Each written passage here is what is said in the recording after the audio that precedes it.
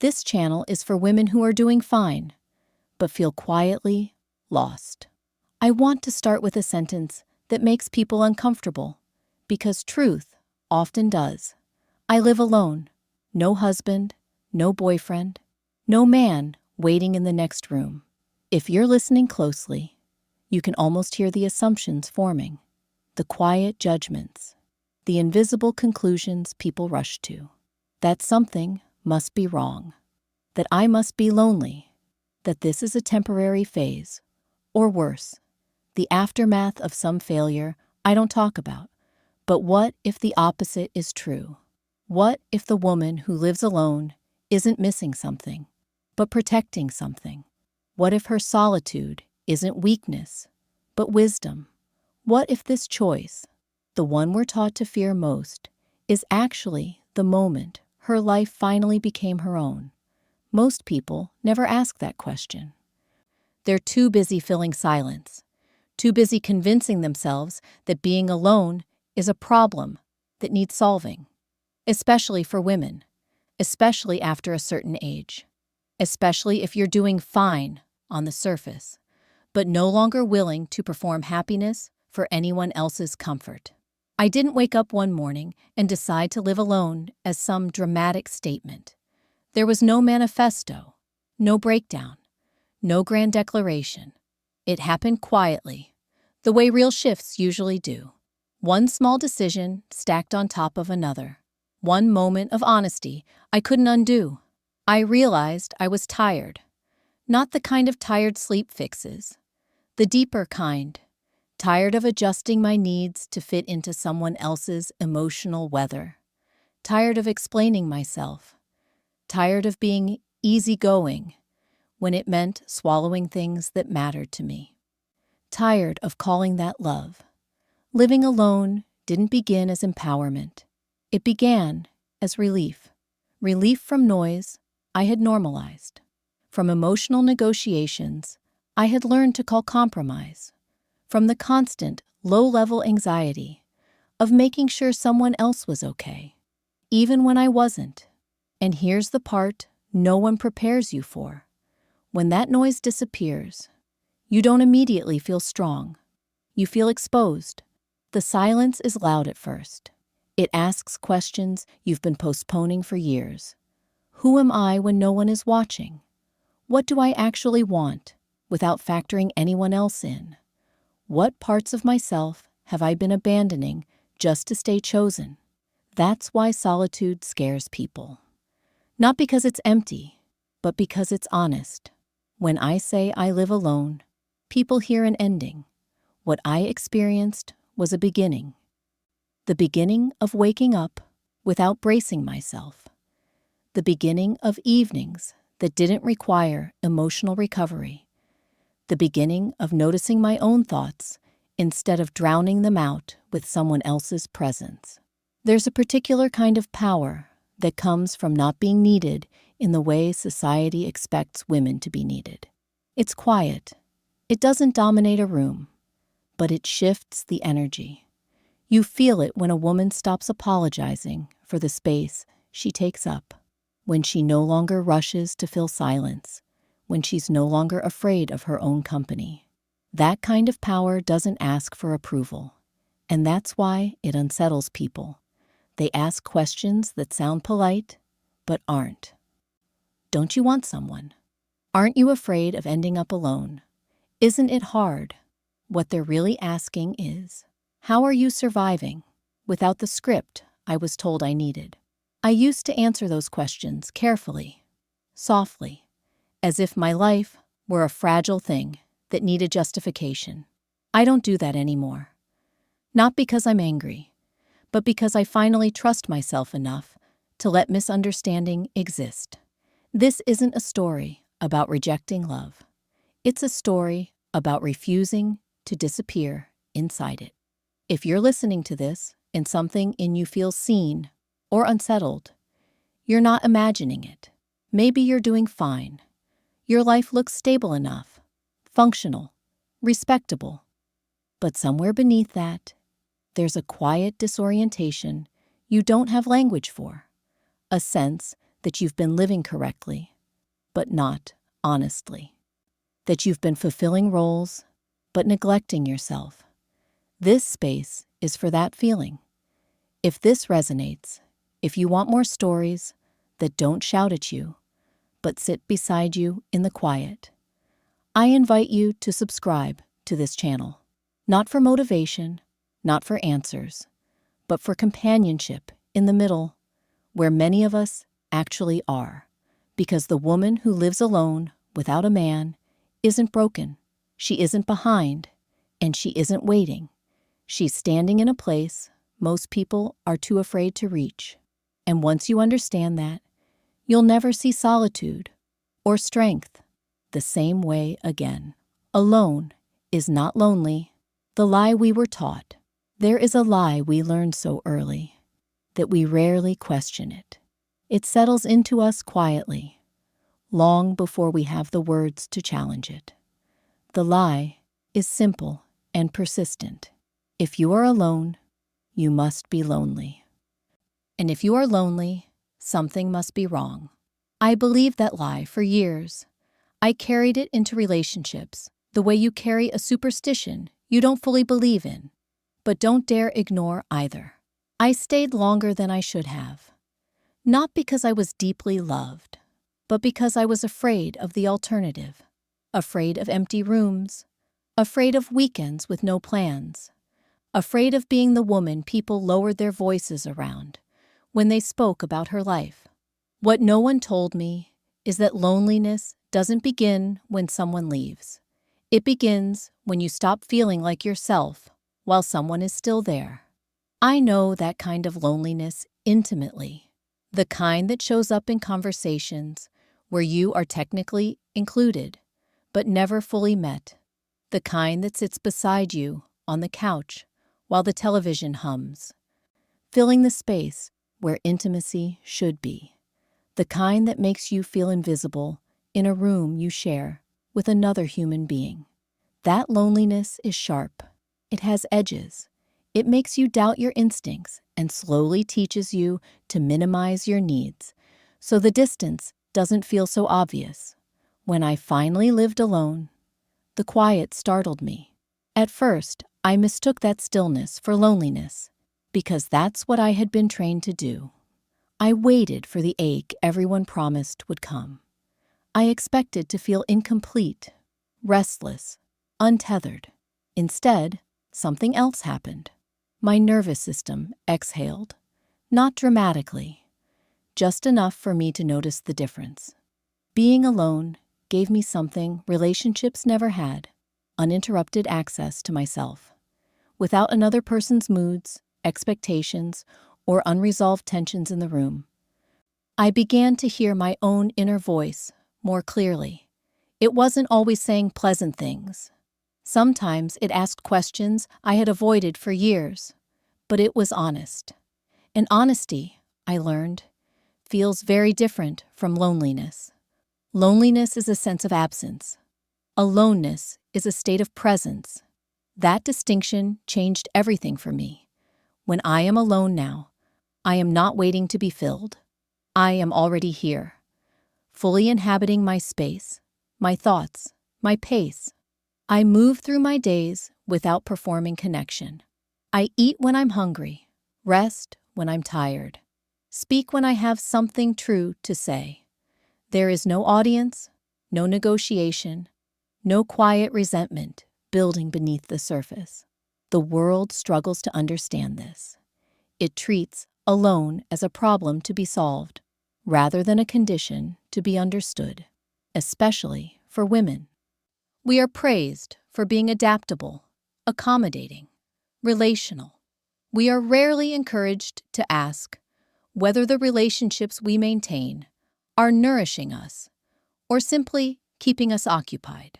So when a woman chooses to live alone, people assume she is lacking something. They don't consider that she might have stopped tolerating the wrong things. I didn't become less connected when I chose to live alone. I became more selective. I stopped confusing proximity with intimacy. I stopped equating constant communication with care. I realized that real connection doesn't demand that I abandon myself to sustain it. There are moments, of course, when the quiet is noticeable. Even comforting silence has a texture.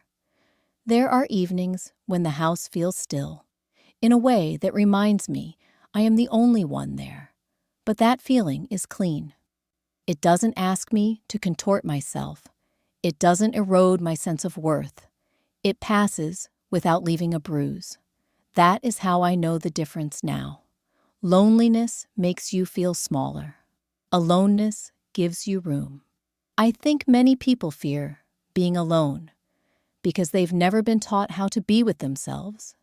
They've learned how to merge, how to adapt, how to disappear just enough to keep a relationship intact. Sitting with yourself after that can feel unfamiliar, even threatening, not because you are empty, but because you are finally unfiltered. Living alone forced me to confront parts of myself I had postponed. My preferences, my limits, my rhythms. I learned what kind of silence restores me and what kind signals something unresolved. I learned that discomfort doesn't always mean danger. Sometimes it means growth is happening quietly, without witnesses. The lie that alone equals lonely keeps people stuck in situations that drain them. It convinces them that any company is better than their own. I no longer believe that. I have felt the cost of staying where I did not belong, and it was far greater than the cost of standing on my own. Now, when I hear the word lonely, I listen closely. I ask what kind of loneliness someone is talking about. The aching absence of connection, or the unfamiliar presence of self. They are not the same thing, even though we use the same word for both. I am alone, yes, but I am not empty. I am not abandoned. I am not waiting to be rescued from my own life. I am learning how to stay with myself without distraction, how to notice my thoughts without immediately trying to escape them, how to build a life that doesn't require constant validation to feel real. That isn't loneliness, it's alignment. And once you feel that difference in your body, once you recognize the peace that comes from not betraying yourself for the sake of being accompanied, the lie loses its grip. You stop fearing solitude as a verdict. You start seeing it as a choice, a deliberate one. Hi, my solitude makes people uncomfortable. There is a specific kind of discomfort that follows a woman who is at ease with her own solitude. It isn't loud or confrontational. It lives in the pauses of conversation, in the questions that arrive wrapped in concern, in the subtle shift of energy when people realize I am not looking for what they assumed I should be. When I tell people I live alone, the reaction is rarely neutral. There is often a moment of recalibration, as if they are mentally rearranging a story that no longer fits.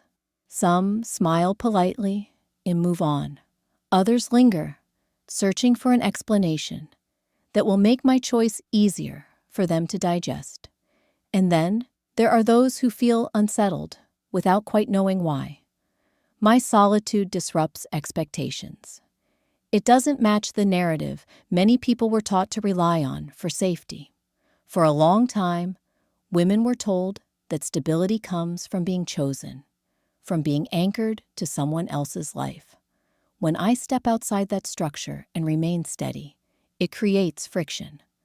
Not because I am doing anything extraordinary, but because I am refusing to play a role that once felt mandatory. People often mistake this discomfort for judgment, but I have learned it is more complex than that. It isn't always about disapproval. More often, it is about projection. My life forces questions they have learned not to ask themselves. Questions like, if she can stand alone and still feel grounded, what does that say about the choices I made out of fear? If her solitude isn't tragic, what does that mean about the relationships I stayed in to avoid being alone. I don't need to say any of this out loud. My existence asks the question for me. There are moments when this discomfort reveals itself in small ways, a comment that implies my independence must be temporary, a suggestion disguised as advice, a reminder that time is passing, as if that fact were somehow unique to me. These moments are rarely cruel. They are simply revealing. They show how deeply the belief runs that a woman's life should orbit around partnership to be considered complete. What unsettles people most is not that I am alone, but that I am not restless. I am not searching the room. I am not explaining myself.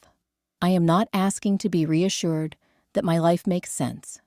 That calm reads as defiance in a culture that equates worth with visibility and desire with validation. There is an unspoken agreement many people live by. We won't question the rules, as long as everyone appears to be following them.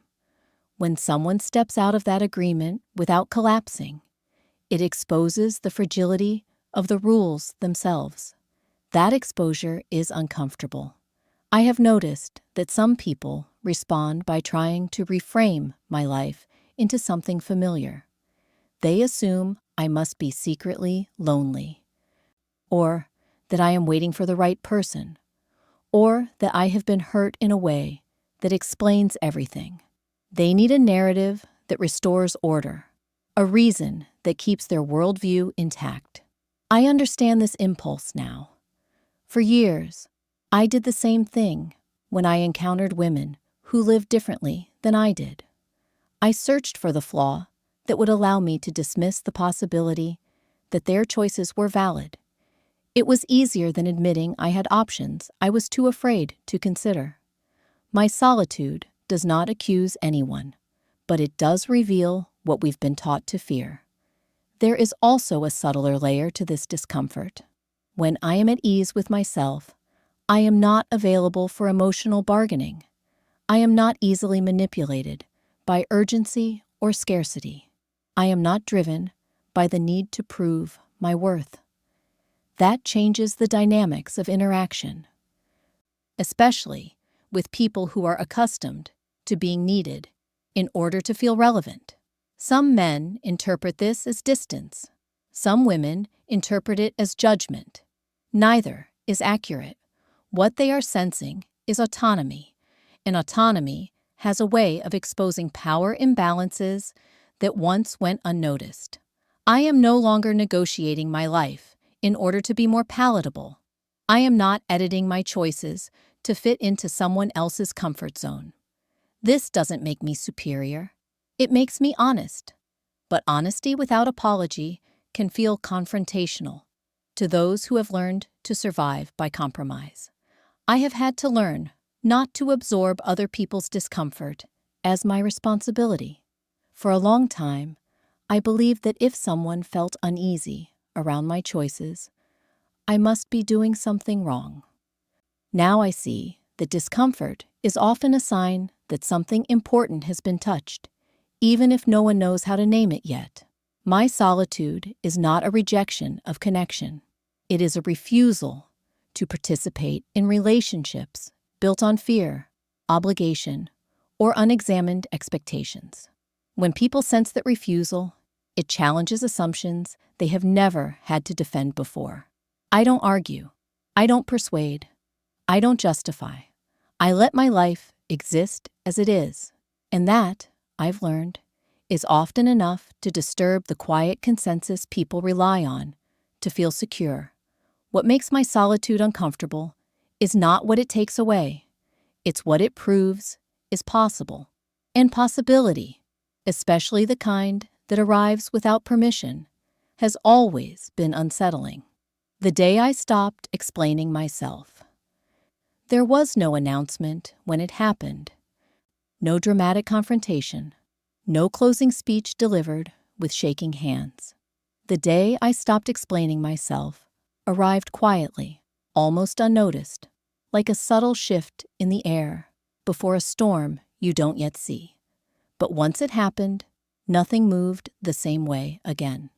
For most of my life, explanation had been my reflex, not because people demanded it outright, but because I sensed discomfort and rushed to soothe it. I learned early how to translate my choices into something easier for others to accept. I learned to soften my words, to preempt questions, to justify decisions before anyone even asked. It felt polite, responsible, mature. I didn't realize how exhausting it was until I stopped. Explaining myself had become a way of managing other people's reactions. If I could frame my life correctly, maybe no one would worry. If I sounded reasonable enough, maybe no one would judge. If I added enough context, maybe my choices would seem less threatening.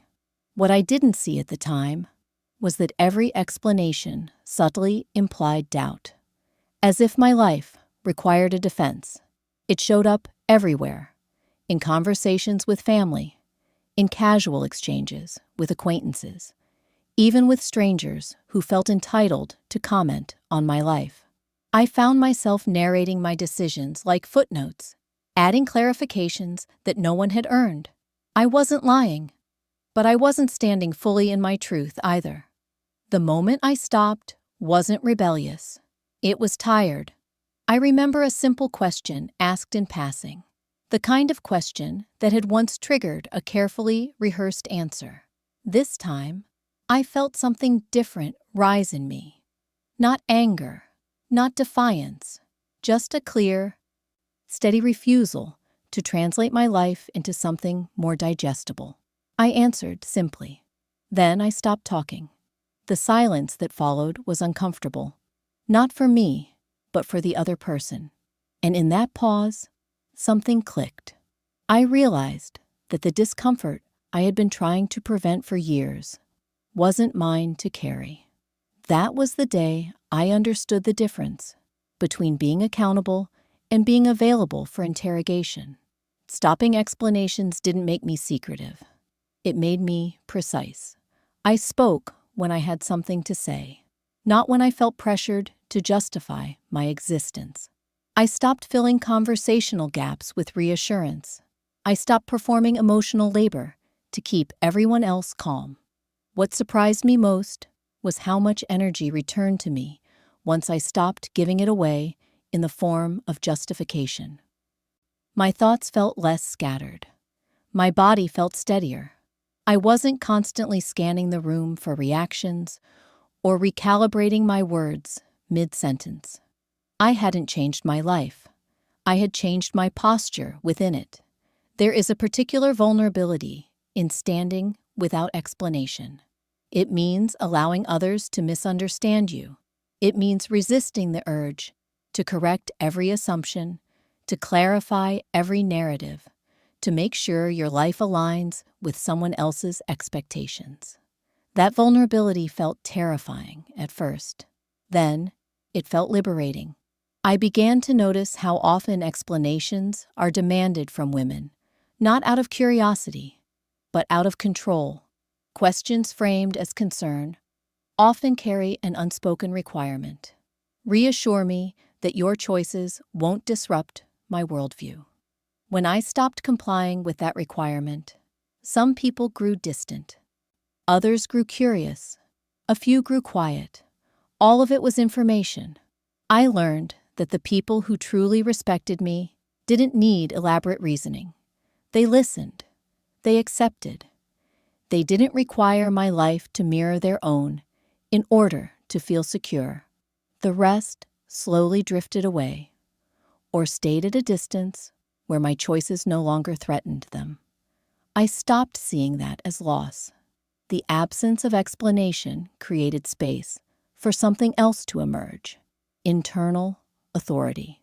Decisions began to feel cleaner, less cluttered by imagined reactions. I no longer asked myself how something would sound when I said it out loud. I asked whether it felt true before it ever left my mouth. This shift didn't make me colder. It made me quieter. And in that quiet, I became more deliberate. I chose my words carefully, not to persuade, but to reflect. I spoke from clarity rather than defense. There is a profound difference between confidence that demands recognition and confidence that doesn't require witnesses. The latter is built when you stop arguing with invisible critics and start trusting your own discernment. I didn't owe anyone a version of my life that made sense to them. That realization didn't arrive with bravado. It arrived with relief. Once I stopped explaining myself, I noticed how many conversations had been built on the assumption that I needed approval. Removing that assumption changed the dynamic entirely. I became less reactive, less available for projection, more present. People often interpret this shift as detachment. It isn't. It's grounding. I am no longer floating between interpretations of who I should be. I am standing where I am. Not everything needs context. Not every choice needs justification. Some decisions are simply the natural consequence of listening to yourself long enough to trust what you hear. The day I stopped explaining myself, I didn't become louder. I became clearer. I didn't win arguments. I stopped entering them. I didn't convince anyone. I stopped needing to. And in that quiet refusal to defend my life, I found a steadiness I had been searching for everywhere else. I learned that self-respect doesn't announce itself. It settles in when you no longer feel the need to ask permission to exist as you are. A home that belongs only to me. My home does not impress people who measure worth by size, price, or perfection. It wasn't designed to be admired. It was designed to hold me. And that difference is everything. For a long time, I lived in spaces that felt temporary, even when the lease was long. Rooms arranged to accommodate someone else's habits, furniture chosen by compromise, corners filled with objects that belonged to versions of me that no longer existed. I didn't question it then. I thought that was what shared life required. Adjustment, sacrifice, a quiet surrender of preference in the name of togetherness. Living alone changed my relationship with space entirely. Not overnight, slowly, intimately, almost without ceremony. When I unlocked the door to a place that was mine alone, the first thing I noticed wasn't freedom. It was responsibility. Every choice would now reflect me. There would be no one else to blame for discomfort, no one else to adjust around, no one else's energy shaping the atmosphere. At first, that felt exposed. Then, it felt honest. My home became the first place where I stopped pretending. I noticed how deeply physical space affects emotional life. The way cluttered surfaces created mental noise. The way harsh lighting made me restless. The way silence, when it wasn't shared, could finally settle instead of echo. I began to make choices, not for appearance, but for how my body responded to them. I chose chairs that invited me to sit longer, fabrics that felt calm against my skin, colors that didn't ask for attention. I stopped filling shelves just to avoid emptiness. I let space exist without justification. What surprised me most was how quickly my nervous system responded. My shoulders dropped when I walked through the door. My breathing changed. I wasn't bracing myself for anyone else's mood. I wasn't preparing for conversation. I could arrive as I was. That is what people misunderstand about a woman living alone. They imagine emptiness. What they don't see is regulation, a life arranged to support, not drain. My mornings became rituals without performance. Coffee brewed slowly. Windows opened without negotiation. The quiet wasn't something to endure. It was something to enter. I didn't need background noise to feel less alone. I needed presence. In this space, I learned what I actually like. Not what I tolerate. Not what I adapt to. What I choose when no one is watching. That knowledge changed me more than any relationship ever had. I realized how much of my past discomfort had been environmental, not dramatic, not traumatic, just constant, low-grade misalignment. Living among other people's preferences taught me to minimize my own. Living alone taught me to notice them again. My home no longer carries the residue of unfinished conversations or emotional tension. There are no objects that make me pause and remember who I used to be for someone else. The walls don't hold old arguments. The bed doesn't remember compromise. Everything here belongs to the present version of me. This doesn't mean my home is sterile or controlled. It is lived in. There are books half read, dishes waiting in the sink some evenings, plants that lean toward the light imperfectly, but nothing feels imposed. Nothing feels borrowed. Nothing feels like I am living inside someone else's idea of how things should be. That is a kind of wealth people don't talk about. I didn't understand before how much energy it takes to share space without shared values, how exhausting it is to constantly negotiate temperature, sound, schedule, emotional availability. I thought that exhaustion was normal. I thought it was the price of adulthood. Now, I know better.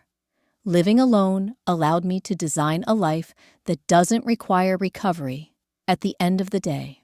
My home doesn't ask me to brace or perform. It doesn't demand that I be agreeable. It receives me as I am. And that reception has changed how I move through the world. When you have a place that truly holds you, you stop seeking refuge in people who can't. You become less willing to tolerate relationships that feel chaotic or draining. Not because you're rigid, but because you know what peace feels like in your body. My home taught me that peace is not abstract. It is built intentionally, choice by choice. People assume living alone means retreat. For me, it has meant clarity. The clarity to see what nourishes me and what erodes me. The clarity to understand that comfort is not laziness. It is information. This space has become my reference point. When something feels off in the outside world, I notice it faster. When an invitation feels misaligned, I don't override myself as easily. I have a baseline now, a felt sense of what is right. That baseline was built here. I don't decorate for guests. I don't curate for approval. If someone enters my home, they enter my rhythm. And that is rare enough that I no longer offer it casually. This isn't about isolation. It's about authorship. For the first time in my life, I am the sole author of my environment. Every object, every sound, every absence reflects a choice I made deliberately. There is no negotiation required to exist here. My home is not a hiding place. It is a ground, and from that ground, I move through my life with a steadiness I didn't know was possible. Not louder, not harder, just clearer. A home that belongs only to me did not make me smaller. It made me rooted, and from that root, everything else has begun to align. The energy I no longer give away, for free.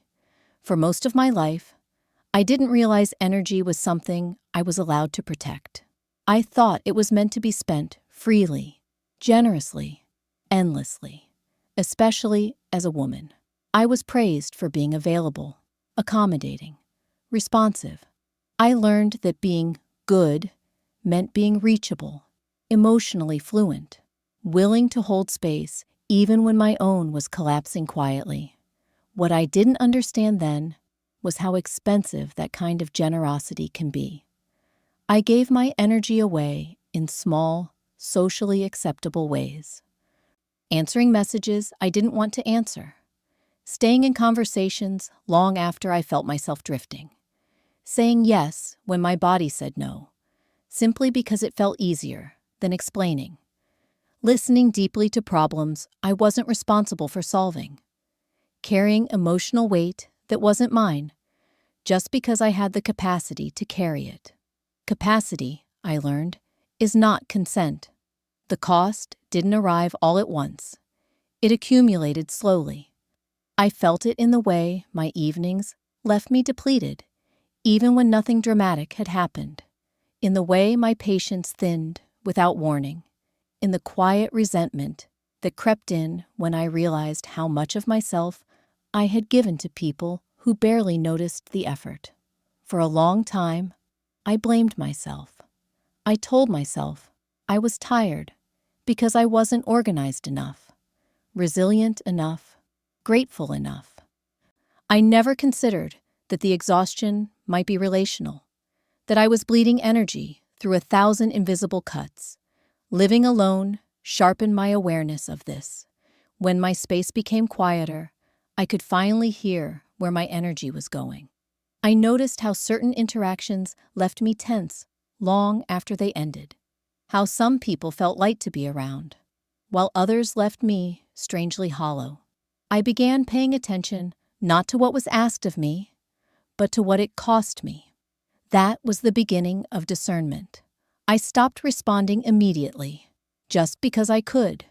I let messages wait if my body needed rest. I declined invitations that felt obligatory rather than nourishing. Not dramatically, not defensively, just honestly. And the world did not fall apart the way I had been taught it would. What did happen was more subtle. My days felt less crowded. My thoughts had more room. I slept better. I laughed more easily. I wasn't constantly recovering from interactions that asked too much and gave too little in return. This wasn't about becoming cold or detached. It was about becoming accurate. I began to see how often women are expected to provide emotional continuity, to smooth over tension, to keep conversations alive, to anticipate needs before they're voiced. This kind of labor is rarely acknowledged, but it is deeply draining. And when it goes unreciprocated, it teaches you to disappear slowly. I decided to stop disappearing. Now, when I give my energy, it is deliberate. It is offered, not extracted. I listen because I want to, not because I feel responsible. I show up where I am welcomed, not merely tolerated. I invest in relationships that feel mutual, where effort flows in both directions without negotiation. Some people didn't adjust well to this change. They were used to having access to me whenever they wanted. They mistook my boundaries for withdrawal, my selectivity for rejection. I let them think what they needed to think. I had already learned that explaining myself didn't restore energy. It drained it further. What surprised me was how many people responded with relief. When I stopped overgiving, the relationships that remained felt cleaner, less performative, more honest, without the constant hum of obligation. Connection either deepened naturally or dissolved quietly. Both outcomes were clarifying. I no longer confuse generosity with self-erasure. There is a difference between being kind and being available to depletion. I can be warm without being porous. I can care without caring what doesn't belong to me. This distinction changed how I move through the world. My energy is no longer a public resource. It is not a currency I use to buy belonging. It is something I steward carefully, because I understand its value now. When I protect it, I show up better, not just for myself, but for the people who actually see me.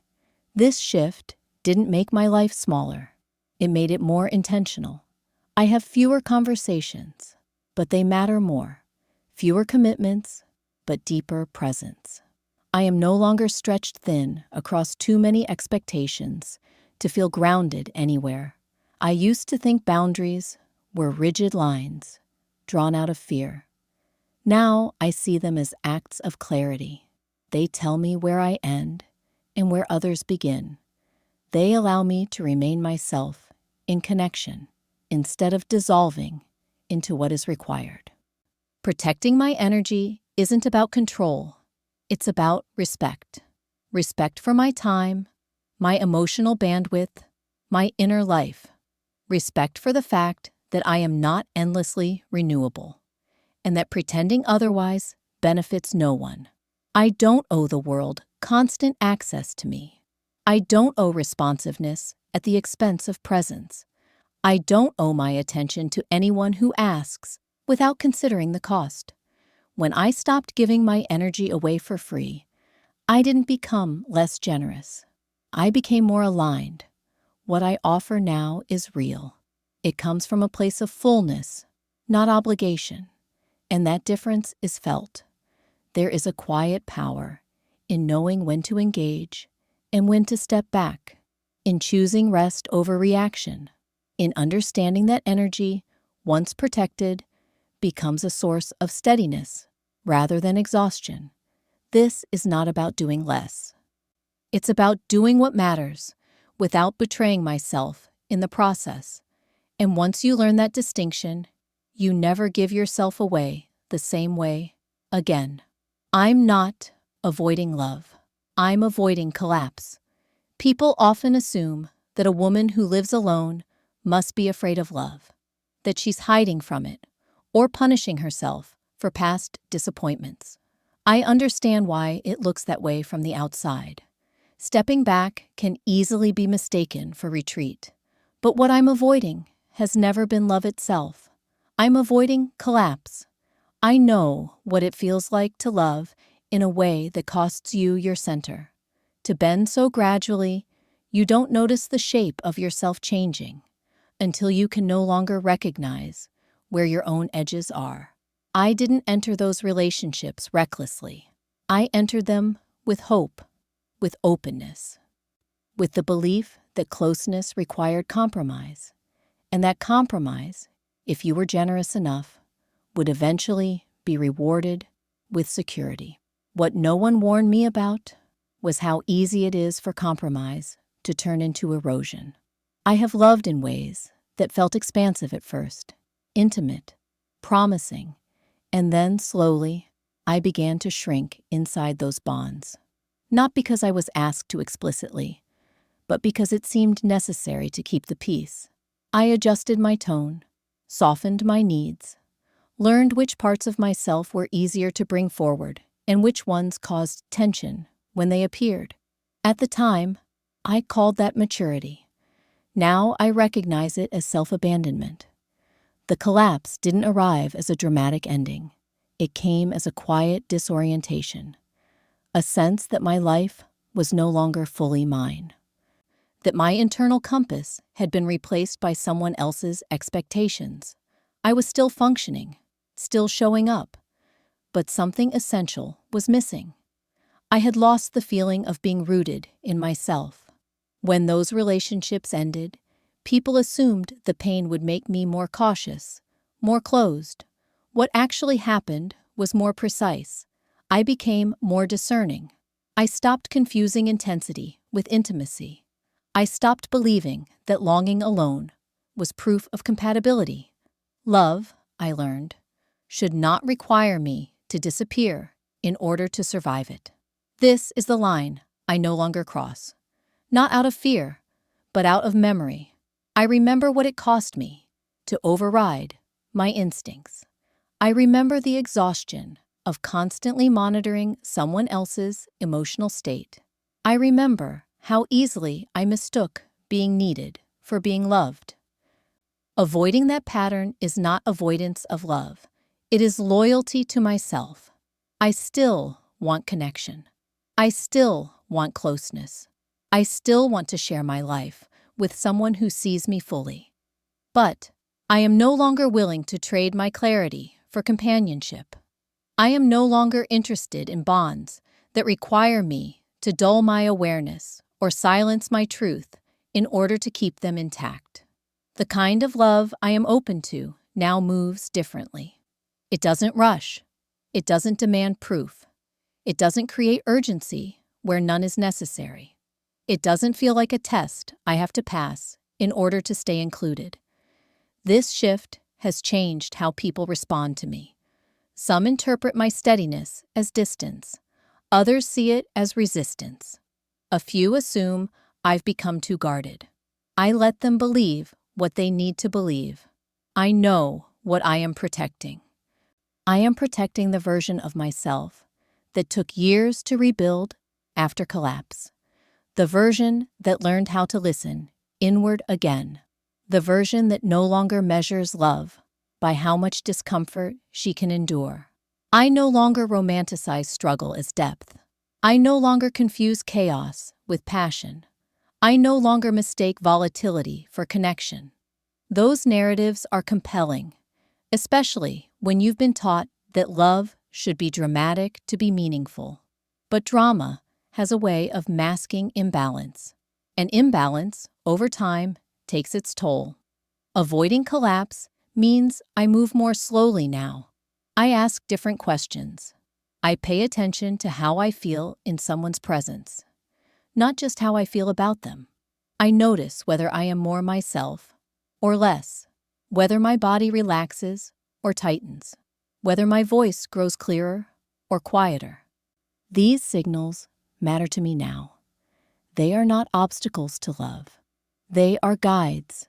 There is a grief that comes with this clarity, the grief of realizing how many relationships were built on my willingness to bend, the grief of understanding that love does not always survive when you stop abandoning yourself.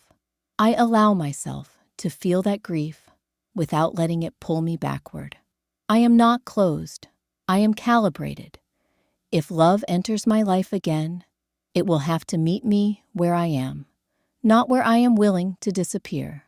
It will have to coexist with the peace I have built, not destabilize it. It will have to be spacious enough to hold my complexity without trying to simplify me for comfort. This isn't a demand. It's a boundary formed through experience. Avoiding collapse has taught me that love is not proven by sacrifice alone. It is revealed through reciprocity, through respect, through the quiet consistency of being able to remain yourself in another's presence. I am not afraid of love breaking my heart. Hearts heal. What I am no longer willing to risk is losing my center again. That loss takes longer to recover from. So if I stand alone now, it is not because I have closed the door to love. It is because I have learned where that door must lead in order for me to walk through it whole. The strength of being the one who leaves leaving was never the plan. For a long time, staying felt like the measure of my character. I believed endurance meant loyalty. That commitment was proven by how much discomfort I could tolerate without breaking. Walking away felt like weakness then, like failure, like something to be ashamed of. I didn't understand that leaving requires a different kind of strength.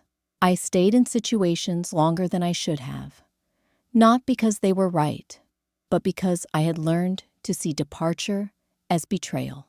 I told myself that patience was virtue, that perseverance would eventually be rewarded. I learned how to explain away what didn't feel right. I learned how to quiet the voice that said something was off. I learned how to call that silence maturity. What no one told me is that staying can be the easier choice when leaving demands clarity. Leaving requires you to stand alone with your decision. It requires you to face disappointment without the comfort of familiar patterns. It requires you to accept that not everything can be fixed, negotiated, or saved. That realization doesn't arrive dramatically. It arrives in small moments of honesty you can no longer ignore. For me, leaving began internally, long before it became visible. It started when I noticed how often I felt relieved when someone wasn't around, when peace arrived only in absence, when my body relaxed only after I stepped away. Those signals were quiet. but persistent. I learned to listen to them instead of arguing them away. The first time I left, without making a case for myself, it felt terrifying. I didn't assemble evidence. I didn't plead my reasons. I didn't wait for permission or understanding. I simply acknowledged that something no longer aligned and acted accordingly. That moment rewired me. Leaving didn't make me reckless. It made me precise. I no longer needed chaos to justify departure. I didn't wait for betrayal, explosions, or dramatic endings. Misalignment was enough. Emotional erosion was enough. The slow disappearance of myself was enough. There is a particular kind of grief that comes with leaving quietly.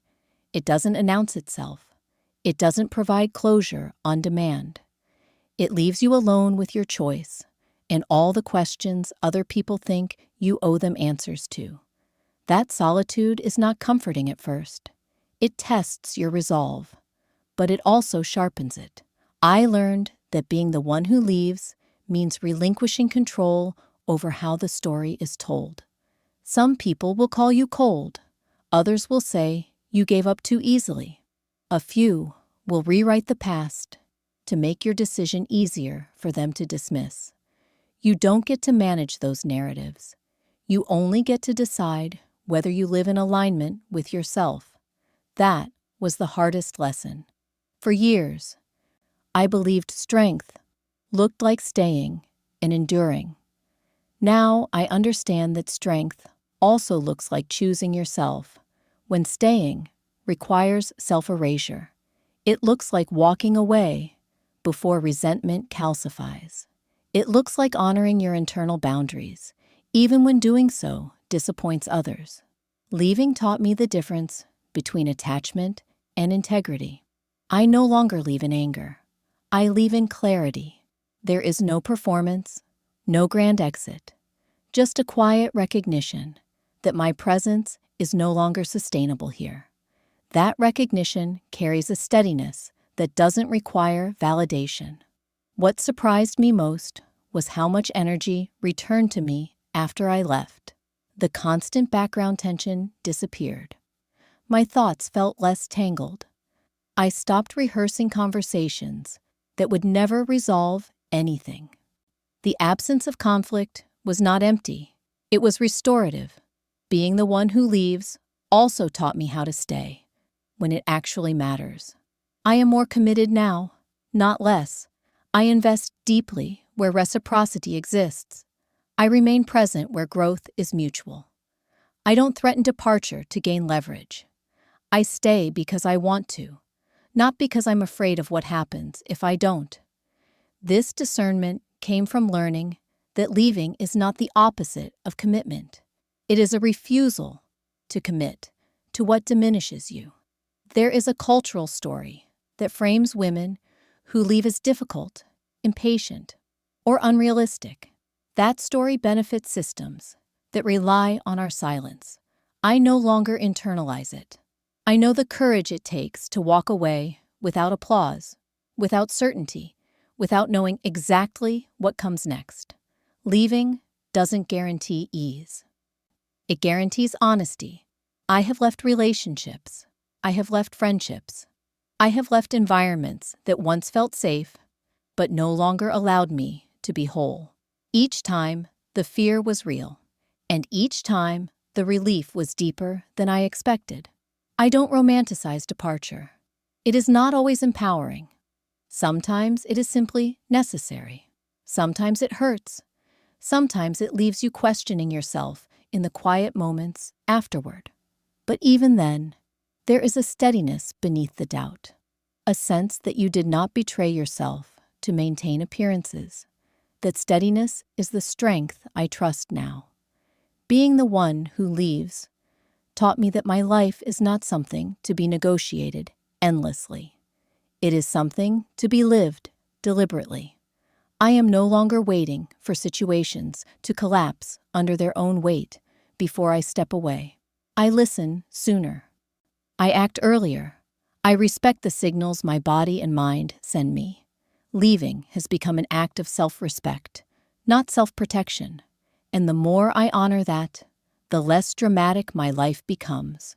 There is less fallout, less chaos, less need to explain, just a quieter, clearer movement toward what sustains me. The strength of being the one who leaves is not loud. It doesn't demand recognition. It doesn't prove itself through suffering.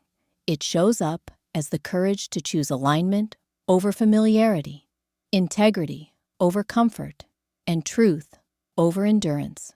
That strength has changed everything. And once you learn it, you don't forget how to use it. The quiet confidence that scares some men. There is a kind of confidence that doesn't announce itself. It doesn't dominate conversations or demand attention. It doesn't need to prove anything. And yet, it can unsettle some men more deeply than any display of power ever could. I know this because I've watched it happen in real time, in subtle shifts of tone, in jokes that arrive a second too late, in the quiet discomfort that follows when I don't play the role they expected. My confidence didn't come from winning. It came from no longer needing to be chosen. For a long time, I thought confidence looked like effort, being engaging, being agreeable, being impressive enough to earn interest.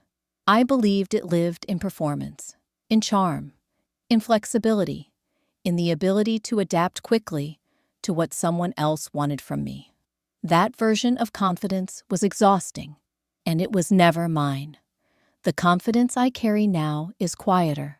It doesn't lean forward, it doesn't rush, it doesn't adjust itself to be more digestible.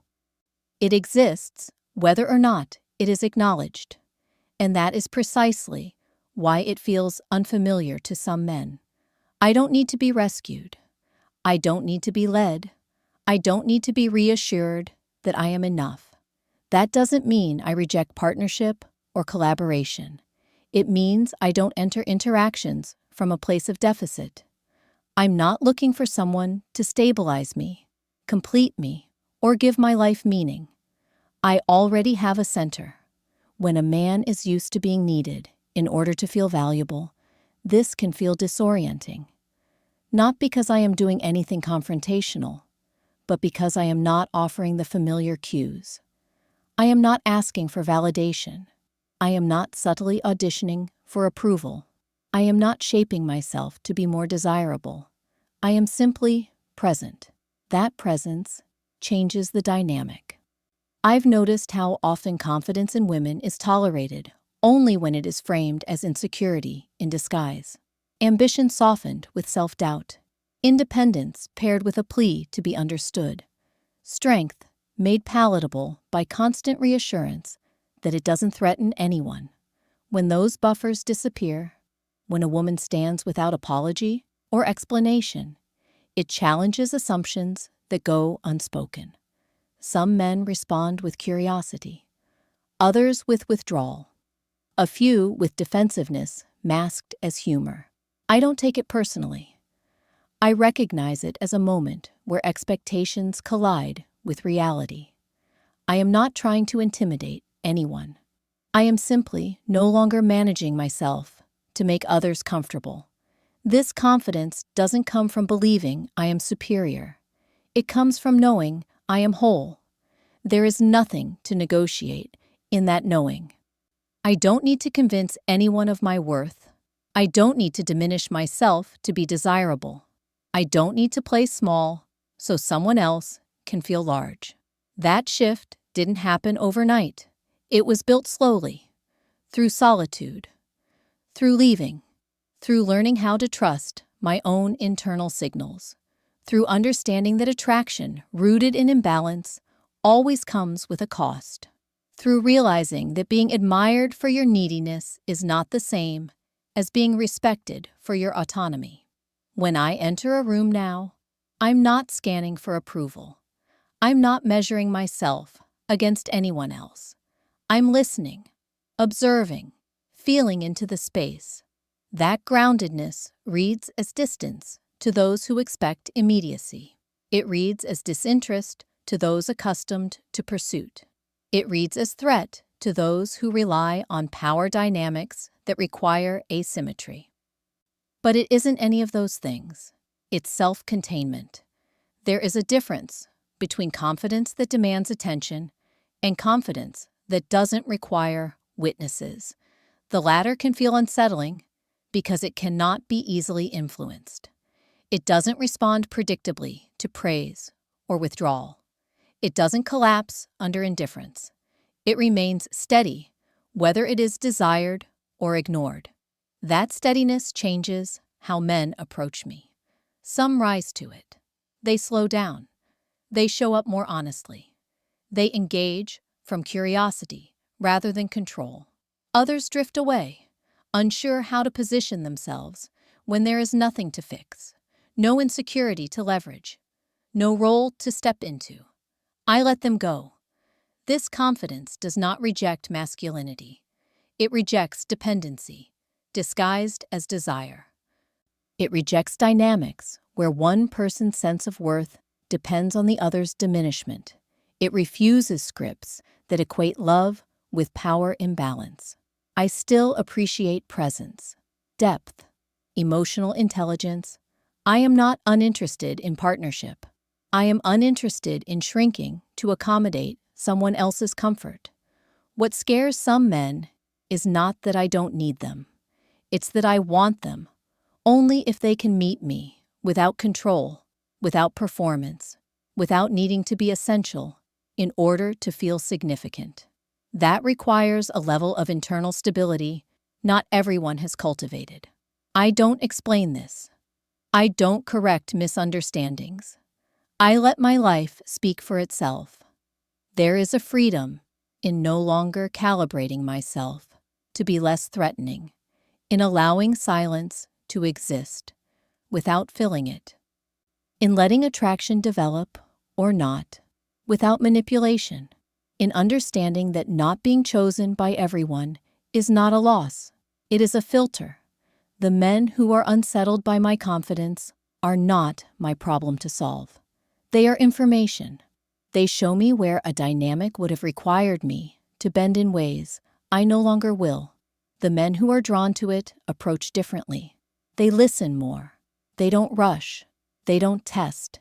They don't compete. They recognize that confidence rooted in self-respect invites reciprocity, not conquest. This confidence didn't make my life louder. It made it clearer.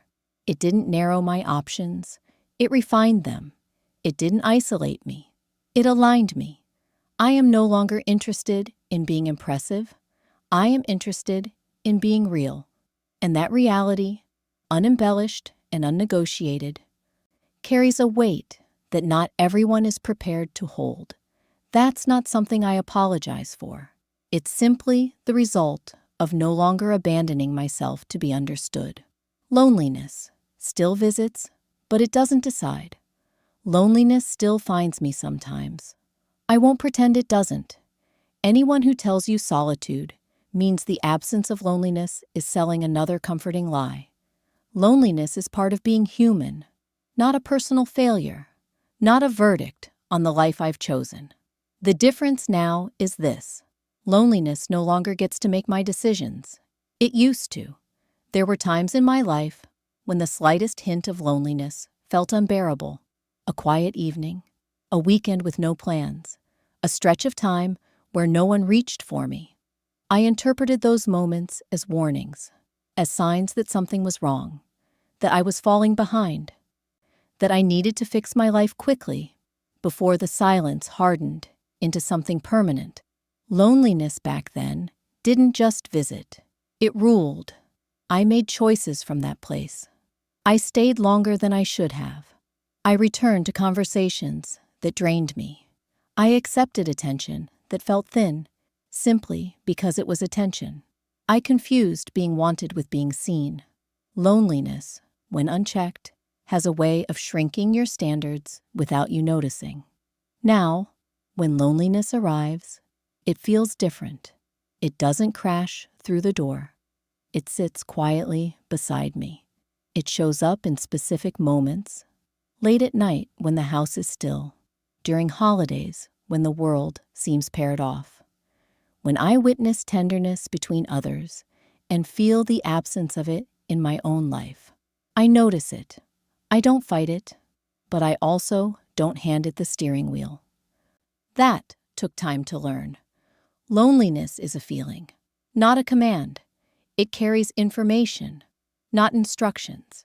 It tells me I am human, capable of longing, capable of wanting closeness. It does not tell me to betray myself, to make the feeling go away. There is a kind of loneliness that comes from being alone, and there is a much deeper kind that comes from being unseen. I have lived both. I know which one I am willing to tolerate. The first passes. The second erodes you from the inside. When loneliness visits now, I don't rush to fill it. I sit with it long enough to understand what it's asking for. Sometimes it's asking for rest, sometimes for touch, even if that touch is gentle and non-romantic. Sometimes it's asking me to reach out to a friend, to be honest, instead of composed. Sometimes it's simply asking to be acknowledged and not dismissed as weakness. I no longer shame myself for feeling it. What changed is my response. I don't use loneliness as evidence that my life is lacking. I don't interpret it as a sign that I've chosen wrong. I don't let it convince me that any connection is better than no connection. I've learned that reacting to loneliness impulsively creates a different kind of pain, one that lasts much longer. There are nights when I feel the absence of being held by someone who knows me deeply. I let that ache exist without romanticizing it or turning it into urgency. Wanting closeness doesn't mean abandoning discernment. Missing connection doesn't mean lowering the bar for it. Loneliness no longer scares me into motion. I think that's the part people don't understand. They assume that if loneliness exists, it must be fixed immediately, that it's a problem to solve, rather than a state to pass through. But some feelings are meant to be experienced, not eliminated. They don't mean you're doing life wrong. They mean you're alive and paying attention. There's also something honest that loneliness offers when you don't run from it. It strips away distraction. It shows you what you truly miss, not what you've been taught to want. Sometimes what I miss isn't a relationship at all. It's being understood without effort. It's shared silence. It's ease. Those are not guaranteed by proximity to another person. They are created through alignment. I've learned that loneliness doesn't disappear in relationships. It just changes shape. I felt deeply lonely next to someone who didn't see me. That loneliness was louder, sharper, more confusing than anything I feel on my own now. It made me doubt myself. It made me feel invisible. It made me question my worth. The loneliness I feel now doesn't do that. It doesn't attack my identity. It doesn't whisper that I'm unlovable or behind. It simply reminds me that connection matters to me and that I care deeply about the quality of it. That's not a weakness. It's discernment. I allow loneliness to visit because I trust myself not to panic when it does. I trust myself not to make fear-based choices. I trust that I can sit in discomfort without rushing toward something that would cost me more than it gives. Loneliness used to dictate my timeline. It told me when to settle, when to reach back, when to accept less. Now it doesn't get that authority. It's a guest, not a decision maker. There's a quiet dignity in that. Some days, loneliness passes quickly. Other days, it lingers longer. Either way, I don't try to outrun it. I move through my life with it beside me, not on top of me. I continue building, choosing, living according to what aligns with me, not according to what temporarily soothes an ache. The difference between then and now is simple but profound. Loneliness no longer defines my worth, my future, or my choices. It doesn't get to tell me who to be with or how to live. It doesn't get to rewrite my values in moments of vulnerability. It visits, yes, but it doesn't decide. And that distinction has given me a kind of freedom I didn't know was possible. I am not waiting. I am building. There is an assumption that follows a woman who lives alone, especially when she is not visibly restless. People assume she must be waiting for love, waiting for life to begin, waiting for someone to arrive and unlock the next chapter. I used to internalize that assumption without realizing it. Now, I see how quietly dismissive it is. I am not waiting. I am building. Waiting implies suspension, a pause button pressed until something external grants permission to move forward. Building is different. Building is active, deliberate, often unglamorous. It doesn't announce itself. It happens in the accumulation of small choices made consistently, without an audience. My life is not on hold because there is no man in it. It is in motion, precisely because I stopped organizing it around absence. I build in ways that don't always translate into visible milestones. I build capacity. I build stability. I build a relationship with myself that doesn't collapse when circumstances change. I build days that feel inhabitable, not impressive. I build habits that support my nervous system rather than exhaust it. I build a future that doesn't depend on anyone else's availability. This kind of building doesn't photograph well. There are no grand gestures, no countdowns, no dramatic before and after stories. There is repetition. There is patience. There is a long view most people don't bother to take. I build my work slowly, choosing depth over constant expansion. I no longer chase validation disguised as opportunity. I invest my time in projects that feel aligned, even when they don't promise immediate recognition. I trust that sustainability matters more than speed, that burnout is not a badge of honor, that success without presence is another form of collapse. I build my body with care rather than punishment, not to be admired, but to feel strong inside it. I move in ways that restore me. I rest without guilt. I listen when my body asks for less. This, too, is building. A body that can carry me forward without resentment. I build friendships intentionally. I don't collect people. I cultivate connection. I choose relationships that allow silence, honesty, and mutual effort. I no longer confuse history with intimacy. Just because someone has been in my life a long time doesn't mean they still belong in its center. I build a life that feels internally coherent. My values are not theoretical.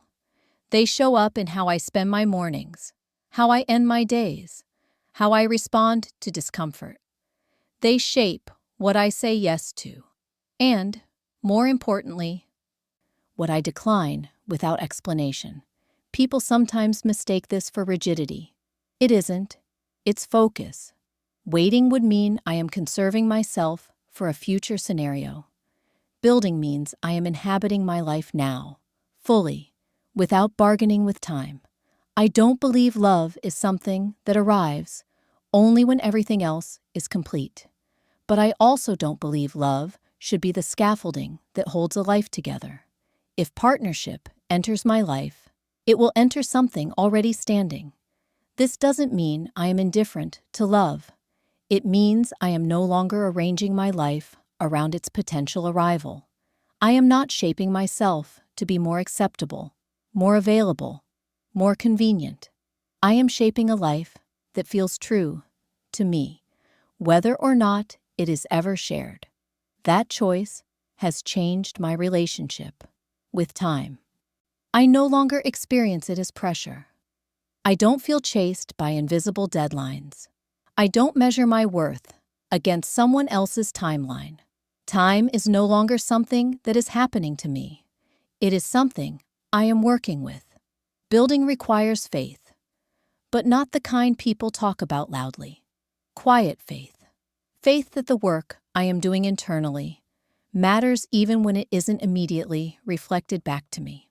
Faith that choosing alignment over urgency will lead somewhere worth arriving. Some days, building feels satisfying. Other days, it feels monotonous. There are moments when I wonder if anyone sees what I am creating. Then I remember that the most important witness is the one who has to live here. Waiting is passive. Building is relational. It requires me to stay in conversation with my own life, to adjust when something no longer fits, to reinforce foundations when cracks appear. It requires honesty, especially when no one else is asking for it. I am not stockpiling my best years for someone else. I am using them. I am investing them. I am shaping them into something that can hold joy, complexity, and uncertainty without falling apart. There is dignity in this kind of work. It doesn't rely on fantasy. It doesn't outsource meaning. It doesn't promise that everything will be easy or perfect.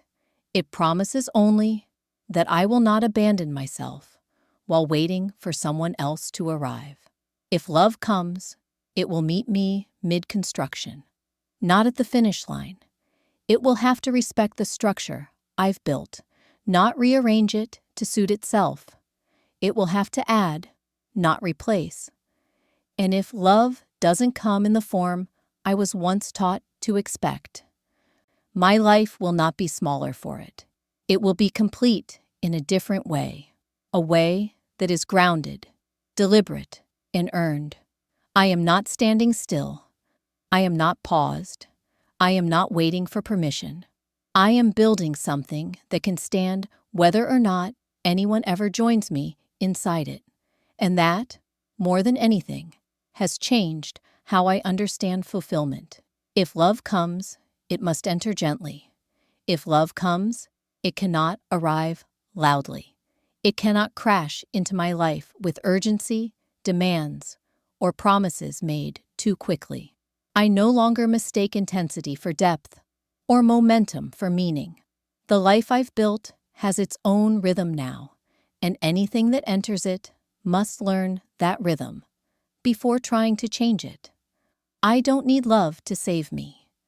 I don't need it to distract me from myself. I don't need it to prove that my life has value. Those needs belong to an earlier version of me, one who believed love was something you survived rather than something you shared. If love comes now, it must enter gently, with awareness of what already exists. My life is no longer an empty room waiting to be filled. It is a lived-in space.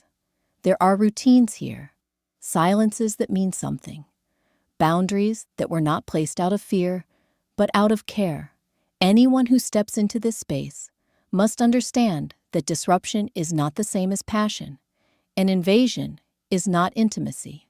Gentleness doesn't mean fragility. It means respect. I've learned that the loudest loves often arrive carrying chaos disguised as excitement. They want to be everything all at once. They want to accelerate closeness before trust has had time to form. They want access without understanding, depth without patience. That kind of love used to seduce me. It felt flattering to be wanted so urgently. Now it feels careless. If love comes, it must be curious, not consuming. It must ask before assuming. It must notice how I live before trying to rearrange it. It must be willing to grow alongside what already stands, not replace it with something louder.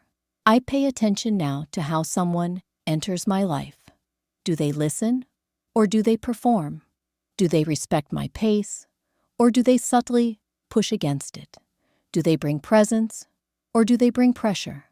These questions matter more to me than charm or chemistry ever did. Gentle love doesn't rush my trust.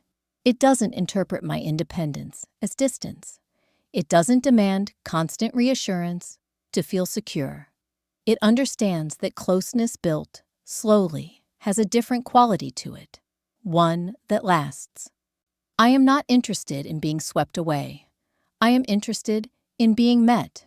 If love comes, it must coexist with my solitude, not try to erase it.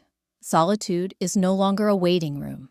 It is a part of my life that grounds me. Anyone who sees it as competition has already misunderstood me. Anyone who respects it understands something essential about how I love. I want a love that doesn't interrupt my breath, one that doesn't require me to stay alert or vigilant, one that feels like an addition, not a negotiation, a presence that doesn't ask me to give up the clarity I worked so hard to earn. That kind of love moves differently. It arrives without spectacle. It stays without demanding proof. It doesn't need to be convinced of its place because it doesn't assume entitlement to it. If love comes, it must be emotionally responsible. It must take ownership of its own fears instead of projecting them onto me. It must be able to hold discomfort without turning it into conflict. It must understand that intimacy is not built through constant contact, but through consistency and care. I am no longer impressed by declarations. I am attentive to behavior. I notice how someone responds when I say no, how they handle silence, how they speak about the people who are not in the room, how they treat my time. Gentleness shows itself there. This doesn't mean I am closed or cautious to the point of rigidity. It means I am precise. I know what destabilizes me and what supports me. I know the difference between excitement that drains and connection that restores. I have felt both. I don't confuse them anymore. If love comes, it must understand that my life does not revolve around it. And paradoxically, that is what makes room for something real. Love that demands centrality often collapses under its own weight. Love that knows how to stand beside something solid has a chance to endure. I don't want to be rescued from my life. I want someone who respects it enough to step into it without trying to conquer it. Someone who understands that strength doesn't need to be tested, and independence doesn't need to be softened to be lovable. Gentle love doesn't ask me to prove my femininity by shrinking. It doesn't need me to be less so. It can feel more. It doesn't mistake my clarity for coldness or my boundaries for distance. It understands that care can be quiet and still profound. If love comes, it will have to arrive with humility, not the performative kind, but the real kind that knows it is entering a world already in motion. It will have to learn me, not assume me. It will have to listen more than it speaks at first. And if that kind of love never comes, my life will not be defined by its absence, because I have already learned how to live without urgency, without collapse, without the need to be completed. I am open, but not empty, available, but not unguarded, willing, but not desperate. If love comes, it must enter gently, not because I am fragile, but because I am no longer willing to rebuild myself after being handled carelessly. The power no one prepared us for no one prepared me for this kind of power. Not the obvious kind people admire from a distance, not the kind that announces itself with titles or applause. This power arrived quietly, almost invisibly. After everything loud had fallen away, it grew in the absence of urgency, in the space where I stopped asking who I needed to become in order to be loved. We are taught to recognize power when it looks like achievement, control, or influence over others. We are rarely taught to recognize the power that comes from not needing to be chosen, the power of standing still when the world tells you to rush, The power of not filling silence just to avoid being misunderstood. The power of living without shrinking yourself to make other people comfortable. This is the power no one warned me about, because it dismantles too many familiar structures. It's the power of self-trust that no longer asks for confirmation. I don't need to crowdsource my decisions. I don't need to rehearse my life out loud so it sounds acceptable. I don't need to justify why this path makes sense to me. I've lived long enough inside myself to recognize when something is aligned and when it isn't. That kind of certainty doesn't shout. It settles. There is power in waking up and not needing to negotiate who you are. Power in choosing your pace without apology. Power in letting time pass without panic. Power in knowing that your worth does not depreciate in silence. I wasn't prepared for how grounding this would feel, how much energy would return once I stopped scattering myself across expectations that were never mine to begin with. How steady life becomes when you stop chasing reassurance and start listening inward instead. This power doesn't make me invincible. I still feel grief. I still feel longing. I still feel moments of doubt. But those feelings no longer destabilize me. They pass through a foundation that can hold them without collapsing. I think that's what frightens people about a woman like me. Not that I live alone, but that I am not unanchored. That I don't rush toward distraction when things feel uncomfortable. That I don't trade my clarity for companionship or my peace for proximity. This power doesn't isolate me. It clarifies my connections. The people who remain in my life now are there because they see me, not because I need them to stay. There is a profound difference between being wanted and being chosen freely. I choose freely now, and I allow others to do the same. No one prepared me for how much space this would create inside me. Space to think without interruption. Space to feel without explanation. Space to grow without constantly performing progress. Space to change my mind without shame. I no longer live in reaction to what I might lose. I live in relationship with what I am building. That shift alone has changed the texture of my life. There is power in not needing to be understood by everyone, in allowing misinterpretation to exist without correcting it, in letting people believe what they need to believe while you continue living in alignment with yourself. That power doesn't harden you. It softens you in the right places and strengthens you where it matters. I wasn't prepared for how deeply peaceful this would feel. Not the absence of pain, but the absence of constant inner conflict. The feeling that I am no longer arguing with my own instincts, that I am no longer betraying myself quietly to maintain appearances. This power makes no promises about outcomes. It doesn't guarantee love, success, or certainty.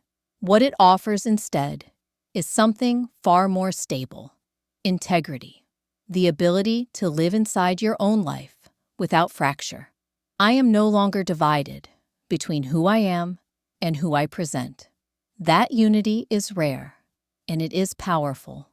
We are rarely taught that a woman can be complete without being accompanied, that her life can be meaningful without being mirrored, that her path can be valid even when it doesn't follow a familiar arc.